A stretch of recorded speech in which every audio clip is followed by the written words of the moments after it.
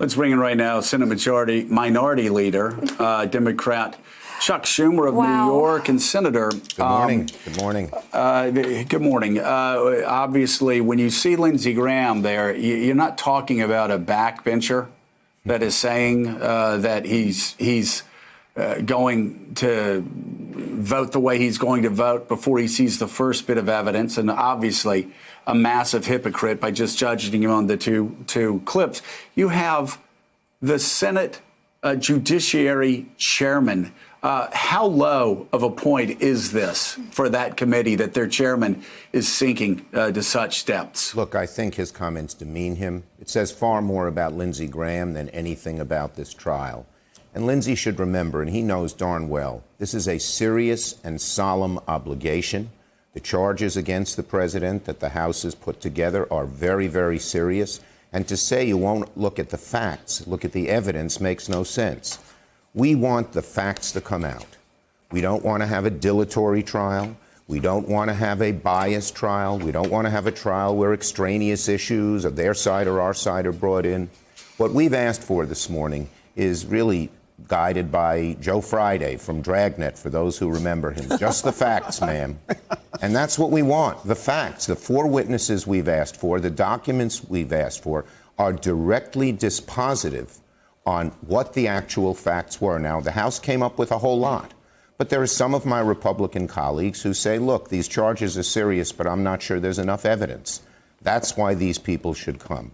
And I hope this letter, I've sent it now to every one of my colleagues, Democrat and Republican. I hope some of my Republican colleagues will say, in all fairness, we ought to hear these people. There's not a single reason that has been given why the 4 witnesses we've asked for, while the documents we've asked for, should not be presented. I don't know what they'll say. Maybe they'll be exculpatory to President Trump. But to not have them is to engage in a cover-up, is to say we're afraid. And then the American people will ask of President Trump and people like Mitch McConnell, if he doesn't have a full and fair trial, what are you hiding? What are you hiding? You know, Mitch McConnell obviously wants to have the no-show trial. He wants to make it as fast as possible. The President of the United States wants a showbiz trial. According to Jonathan Lemire, wants this thing to be dragged out as long as possible. Is there a possibility of common ground between you and the President of the United States on making this trial longer so actually we can get all the facts? Well, we don't want it dilatory, and we certainly don't want all these shiny object, extraneous issues, conspiracy theories. You know, if Lindsey Graham wants to pursue conspiracy theories, he can go ahead and do that in the Judiciary Committee. If he does it here, he demeans the Senate, he demeans the Constitution, and the American people. They're one of the judges. Are these senators, Democrat and Republican, looking for the facts and looking for fairness, or are they trying to divert? Are they trying to cover up? That's a fundamental decision that every senator must ask him or herself. You talk about the American people. I have to get your reaction to some numbers that we've been going over this morning from Fox News.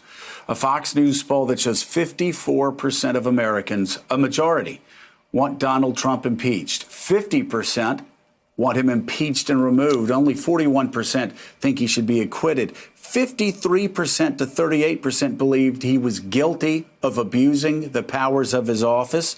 50% to 37%, again, another majority, believe he was guilty of obstructing justice. And get this, a clear plurality, 45% to 37% of voters say Donald J.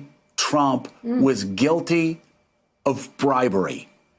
What's your reaction to that? Well, my reaction is that the polling data and even the election should not be what guides us. What we tried to put forward here was something that was fair, that got all the facts out, that honed in on witnesses who have direct knowledge of these charges against President Trump.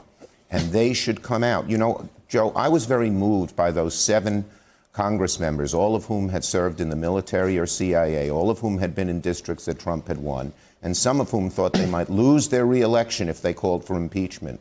But they thought there was a duty for the Congress, for the House, to go forward and pursue this inquiry. That's the kind of tone there ought to be here. And I hope we'd get the same measured dedication to country from some of our Republican colleagues. They've privately expressed concern about the president and what he's done. Well, we're not asking them to vote yes or no. They shouldn't decide that yet. We're asking them to stand up with us for a fair trial. You know, the expression we always say, Americans are entitled, and the president's entitled, to a fair and speedy trial. Not dilatory, but all the facts must come out. Not what McConnell has talked about. You argue, we argue, and we just put it to bed. There's lots of facts. These witnesses are vital to determining exactly what has happened and to see if the House strong case holds up. So the House is going to vote for impeachment this week. I assume this week you're going to start negotiations with Senate Majority Leader McConnell onto the shape of the trial. Is that correct? Well, look, 2 weeks ago I went to McConnell and I said, I'm willing to start talking about it. He didn't talk to me. He didn't ask to talk to me. Then he starts spinning out his own theories, talking to the Republican caucus, and then saying he's going to do just what the president wants. So we put this out so we could set up the ground rules for a fair discussion. I hope now he will talk to me. He said that yesterday after we put out this report, and I hope we can come to an agreement about a fair trial. So if there is an agreement, let's say he is willing to let some of these witnesses testify, yes, whether it be Mick Mulvaney or perhaps John Bolton, would you be willing to sign off on Republican witnesses to step forward, whether that be perhaps Hunter Biden or the whistleblower? Look, I am going to use as the standard, do these folks have knowledge of the facts presented by the House? These witnesses do. I'm not going to get into a negotiation here in public, but witnesses that are extraneous on either side shouldn't be in the trial. I don't know a single person who said, does Hunter Biden know anything about the specific facts that were presented here? Not once. So what is he doing at this trial?